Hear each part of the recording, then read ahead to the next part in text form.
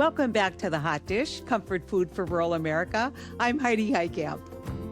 And I'm Joel Heitkamp. For today's show, we're checking in on one of the backbones of rural America farming. Later in the show, I'll be sitting down with David Harold to hear directly from a family farmer about how things are shaping up this season. But before we get there, Heidi, we've got two great farming-related questions from listeners. One listener wants to know, will the new farm bill that just passed the House better support small to mid-sized farms? And the answer is no. That's easy. That's, and something tells me you passed, Heidi the Great. Yeah.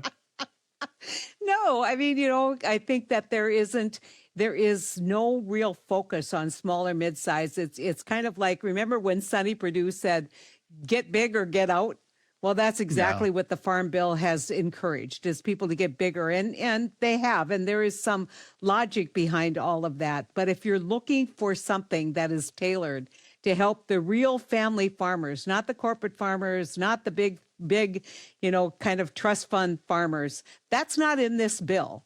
And then the other problem that you have with this Farm Bill is that the big, beautiful bill really disrupted what was a long-time relationship between food security for urban districts and farm profitability security for agriculture. And so none of that was restored.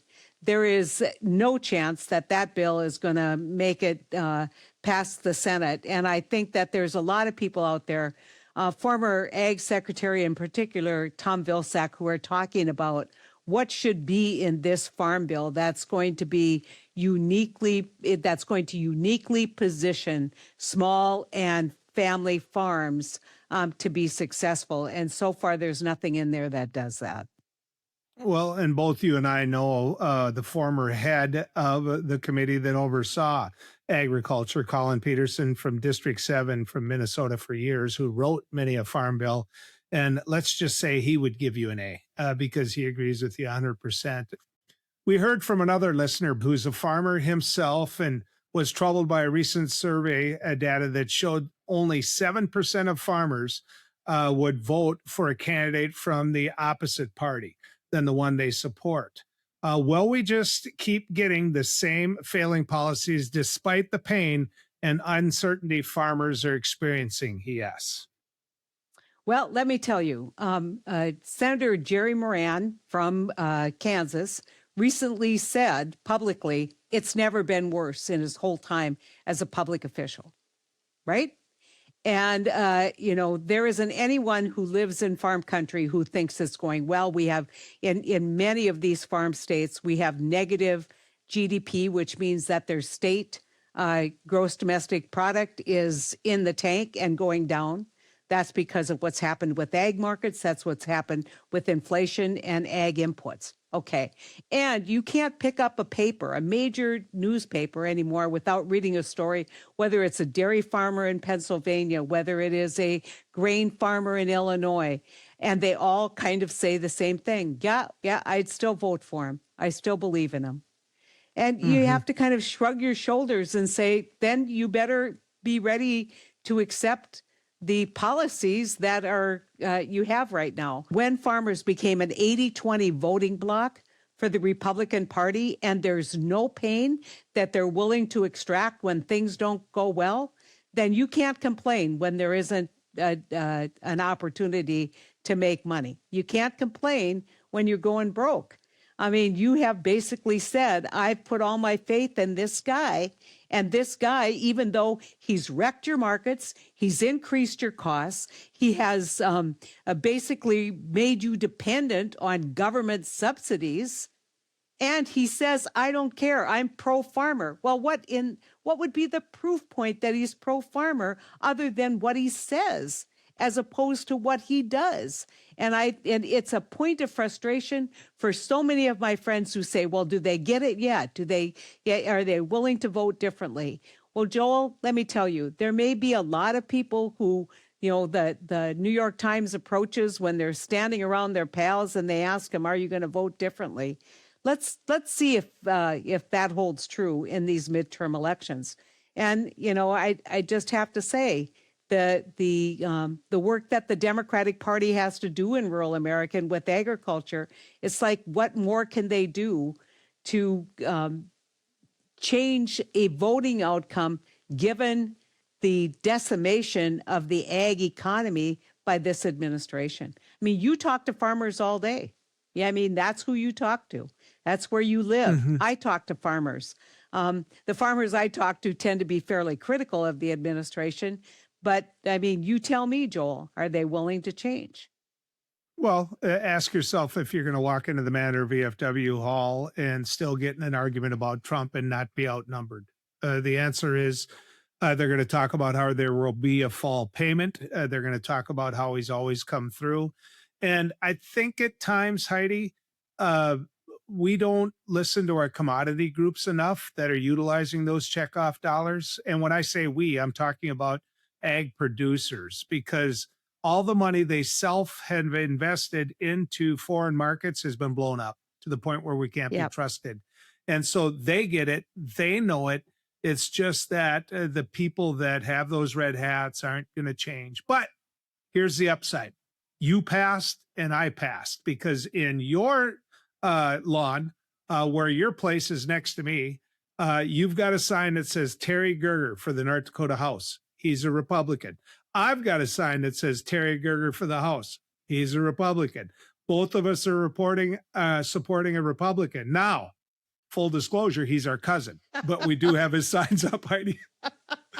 Well, but the other thing is that at what point, Joel, I mean, I've voted for Republicans, you voted for Republicans. Mhm. At what point do And I will people again. say, yeah, yeah. And you saying, at what point do people step back and say, I'm going to vote differently because it may not change anything and I may not like that person, but I can't continue in this policy direction.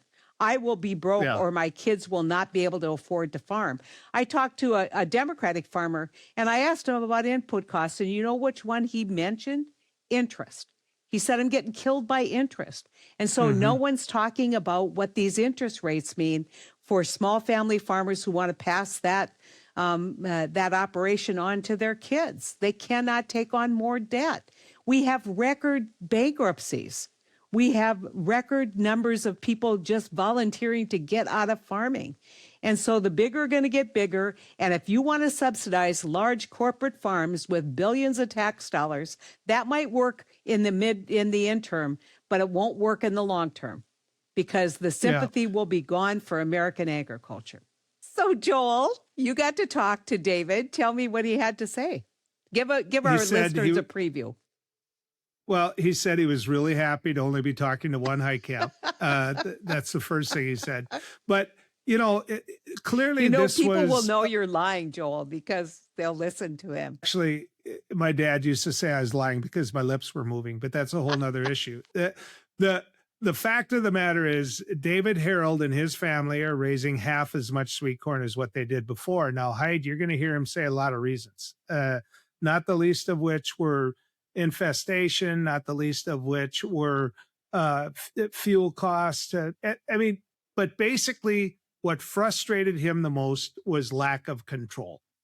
And this war in Iran is going to be something you're going to hear that conversation go to. And so he's looking at diesel fuel, and he's looking at fertilizer, and he's looking at a commodity that people need and want, and yet one that he doesn't know if he can sell for what he put into it.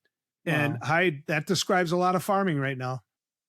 Well, I mean, and somebody who's willing to take on specialty crops, willing to diversify what he's planting, right?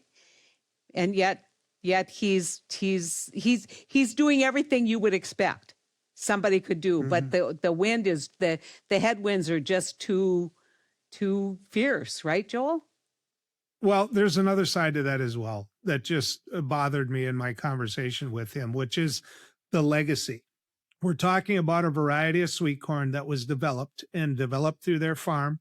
And he's talking about a situation where his father built a market that demanded that level of sweet corn, the level of sweet corn that he raised. And his father hands this ball off to him. And now he takes that, and his father, I should add, his Hmm. family takes and cuts it in half. Now, you and I were both raised around farming, and we both have farmers in our family. And if you told them tomorrow that they only get to raise half the crop that they planned on raising, I'll tell you what, that would make for a long day for them, Hyde. Yeah. You don't have to look very far to see tragedy all up and down farm country. And so that's why podcasts like this are really important, I think, Joel, to number one, you know, to have a conversation about what's happening in rural America when people normally wouldn't know it or not even pay attention. And so thanks for doing that interview. It sounds like he sounds like a really great guy. And I'm wondering if how far do we have to drive to steal his sweet corn, Joel? I actually talked about maybe he could ship some to me in North Dakota. Hey, here's the other thing you're going to find in that interview. During the interview, his wife was preheating the oven. She was going to bake something, and the alarm went off telling us that, you know what, the oven's hot enough. Then he didn't tell us what she was baking, but he said she will ship it. So that was good. Well, that's a damn fine opportunity to Yeah, it is. what else did you tell him? You could use a side of beef too, Joel? Or what were you Well, I negotiating? thought about it. And let's be honest, no matter how good that sweet corn is, he's got some leftover sweet corn. So I never asked him, but my sense is he's raising some cattle or some hogs, or else the neighbor loves them. Yeah. But I'll tell you what not to say to him, Heidi. Don't mention the brand Peaches and Cream, Oh. because that one didn't meet the standard of what he raises. I will tell you Well, that. I think we need a taste test. We need to get sweet corn from across the country. You and I can be the judges, and we can, blind tasting. We'd have to cover up our eyes because sometimes you can tell by what it looks like, right? Okay, What kind of spot variety quiz it for is. you. Ready? Yeah, All of that sweet corn, a huge market like that.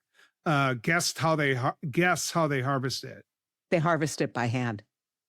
Absolutely. Yep. I was so impressed with that. And here's the other part of what he brought out in that interview. And I don't want to give the whole thing away. That's why we want you to tune into the hot dish. But labor, where they Yeah. get their labor, how they're fighting to keep their labor, and the fact that they can't find labor under the new policies. And so, it seems like the deck is stacked against him. Yeah. Well, the one thing, remember when we used to go out to Grandpa's, our grandfather raised vegetables and sold them, by the side of the road, and it was sweet corn and potatoes. And so we picked a lot of sweet corn in our life. So maybe we could go down for a little bit and help this guy out because we know how to do this, Joel. Well, and I would add that, we're talking about an eighth of an acre, buddies of mine that raise sweet corn, just for the fun of it, for their families and whatnot. And I don't like being called a thief when you're in an old high school buddy's sweet corn patch. I want him to believe me when I tell him those raccoons can jump pretty high. But I will tell you this, he raises good sweet corn, Hyde. It's hard to know how you know that, Joel. It's really hard to know. I mean, yet last summer, you're like, come on, I think it's ready. And you and I drove to like 3 different farms. So I know you have like personal stashes, Joel. First off, you never hear them whine, and they should know who put that case of beer on their steps. So no whining too bad. I mean, seriously, it's a barter system here, period.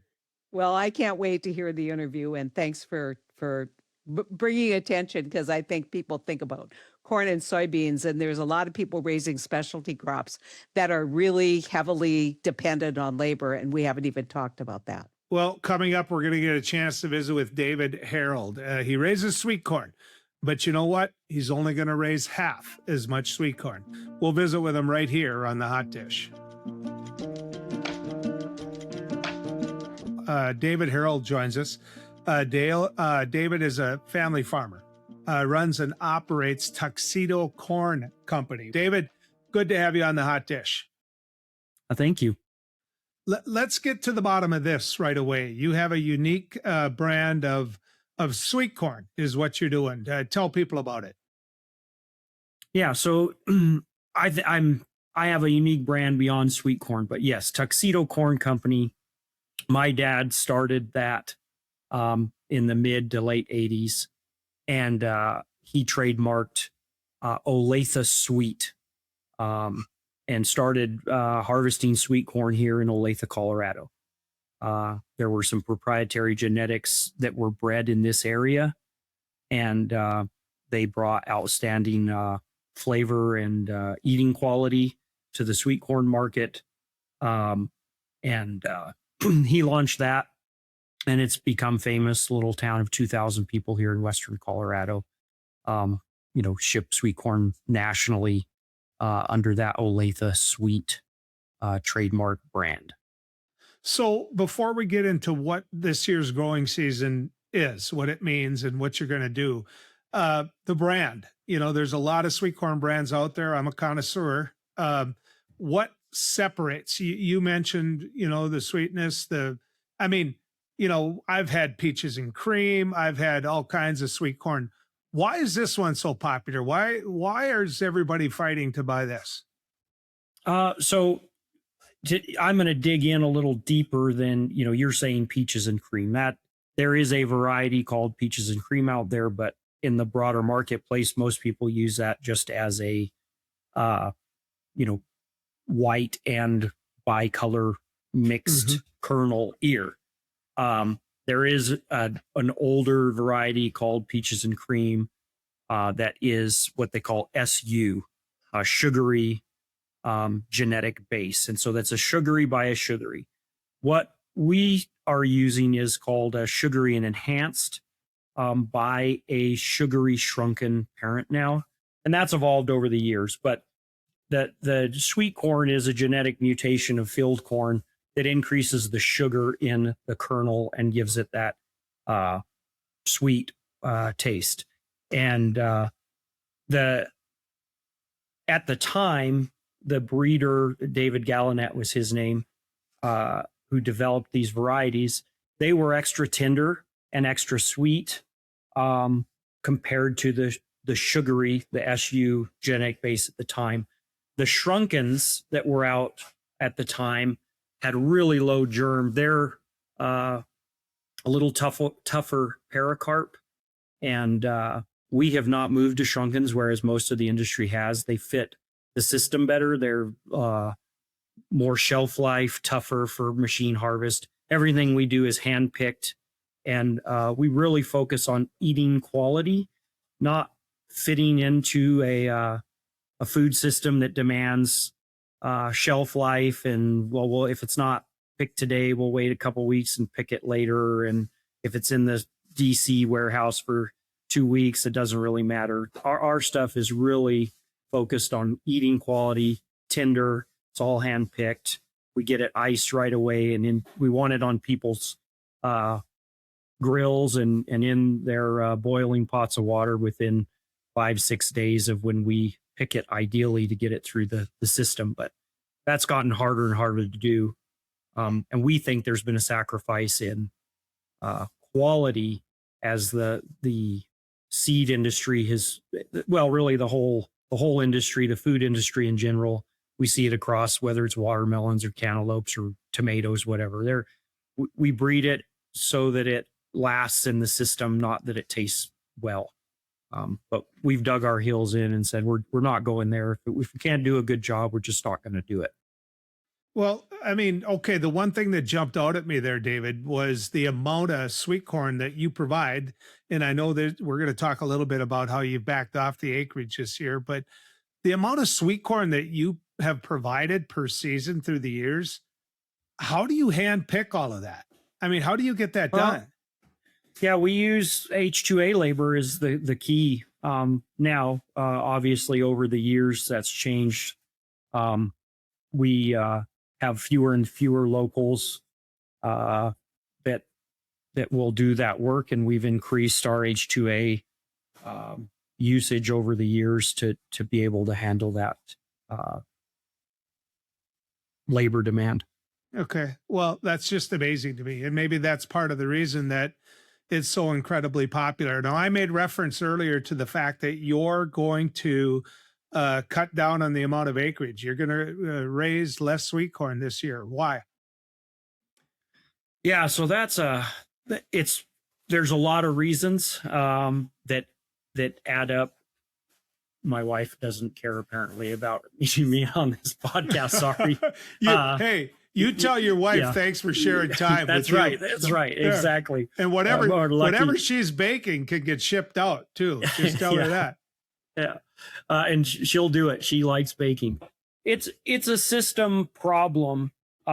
There's some small things that are direct and acute, but it's really the chronic problem that we have in our food system, and that's my perception. There's this whole war with Iran and the fertilizer prices, lack of shipping. It's just we've got to do growing, food safety, risk aversion, up and down the chain it's just impossible to deal with. We've got corn earworm problem here that has come in the past few years, and it's just been terrible to defend against. And so we've got very high chances of not taking a marketable ear to market at a very high cost.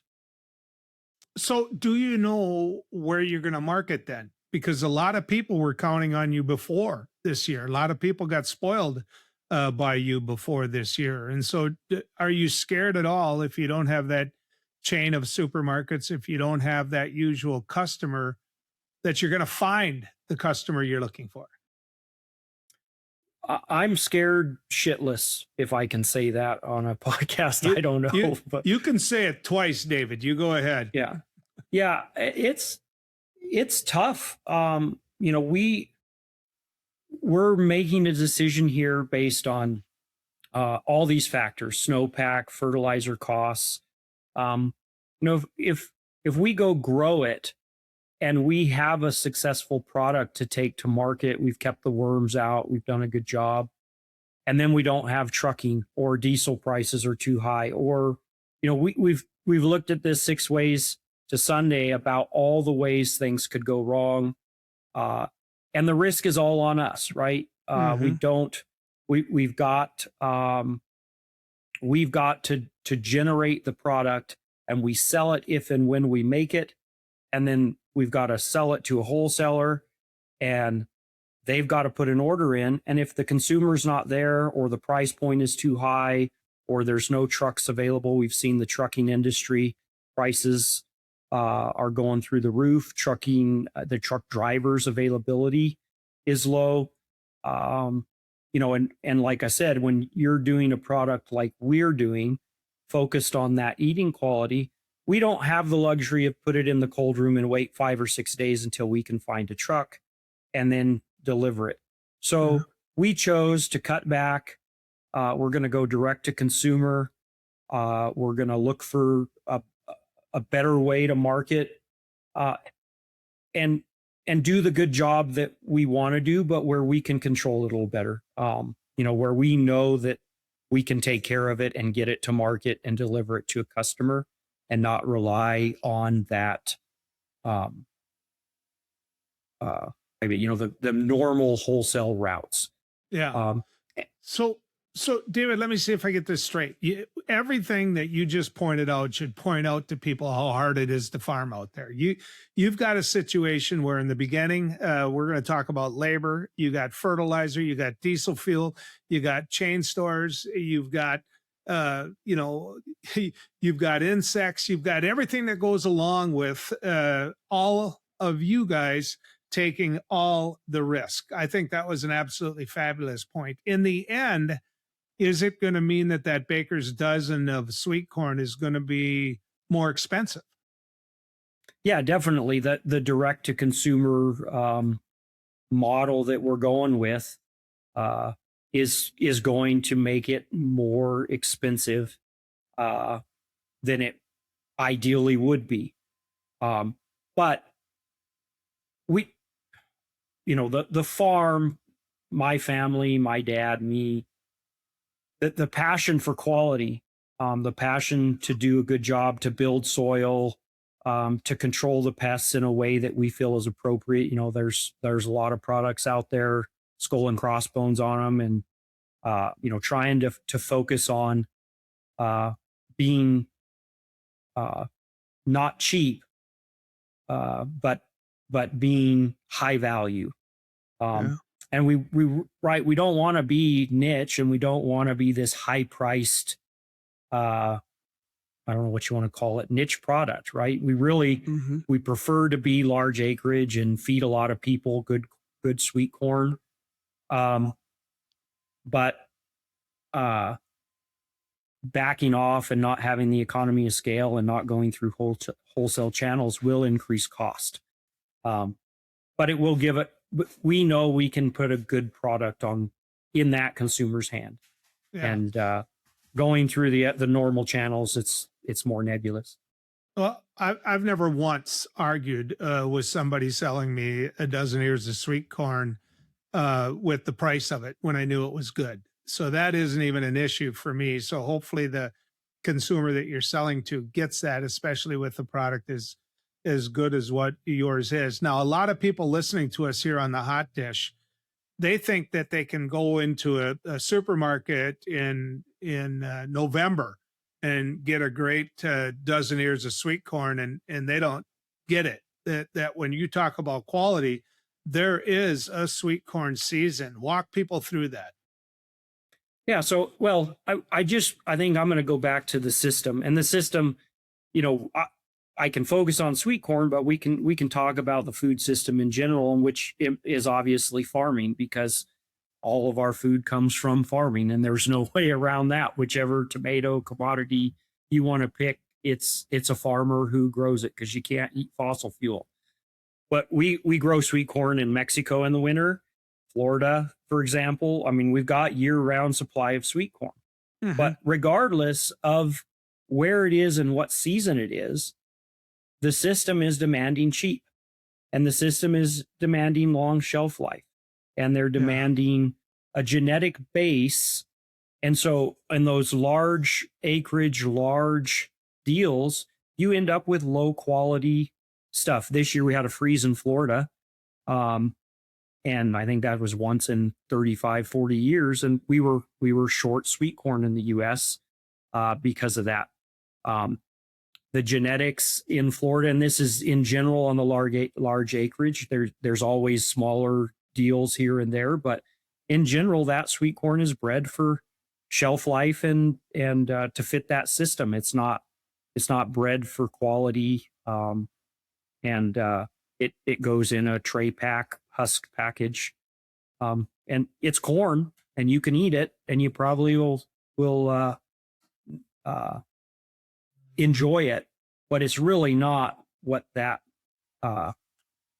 ideal ear of sweet corn is that your subconscious says, I'm going to go back and get some more of that. I don't doubt that for 1 minute. So I want to go back to this, though. I want to talk about fertilizer. I want to talk about diesel prices. I want to talk about trade.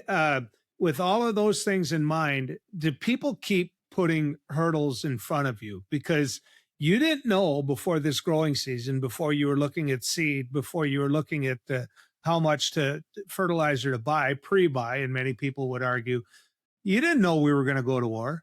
I mean, you didn't know that all those costs were going up. And so speak to that, if you will. Yeah. So as we went into the winter and fall last year, we were already planning for 2026 harvest, right? We finishing up a year and thinking about the next year, and coming into the winter months, December, we were firming up and trying to get seed orders placed and know what we were doing. And the outside of the war and these diesel and fertilizer prices, we were having some strains there just in the normal food system relationships with buyers. We're somewhat nebulous about what we might be doing. Watching our snowpack. Things weren't going well back in December with snowpack. Still was a lot of time in front of us for things to improve. But as we got into January and February, and we weren't able to feel confident in our marketing outlook, we weren't able to put in our seed orders. We were looking at drought. We had March with the heat dome. I was thinking a lot about how bad the pests would be. We had actually bid on business and thought we were going to go. And when the war happened and we saw the immediate response to that in our fertilizer prices, that was the end of that. It was all these other things were already a problem. That just kind of sealed the deal. It's just time to rethink this through. There's a high likelihood that we'll put a tremendous amount of investment into a crop and not get it back. Yeah. Well, David, we're out of time. I could do this all day because I still haven't found out what you do with any leftover crop, whether it's livestock, whether it's what, but I guess last words come from you. What else do you want to tell everybody listening to the Hot Dish? Boy, I'm really frustrated with our food system, with our, it's a shit show out there. Our public discourse is broken. And it's really hard to do a good job farming in the environment that we have out there. I have a deep passion for ecology and doing a good job, and a lot of passion to do a good job growing food for people. And it's just not very rewarding right now. It's really hard to do that good job and be rewarded for doing it. Yeah. Don't quit. Don't quit what you're doing. The world needs more Davids of the world. So thanks for joining us on the Hot Dish. Yep. Thank you. Thanks so much for joining us today on the Hot Dish, brought to you by One Country Project. You can learn more about us at onecountryproject.org, and be sure to follow us on Substack, YouTube, Facebook, and Blue Sky. And we'll be back next week with more on the Hot Dish, comfort food for rural America.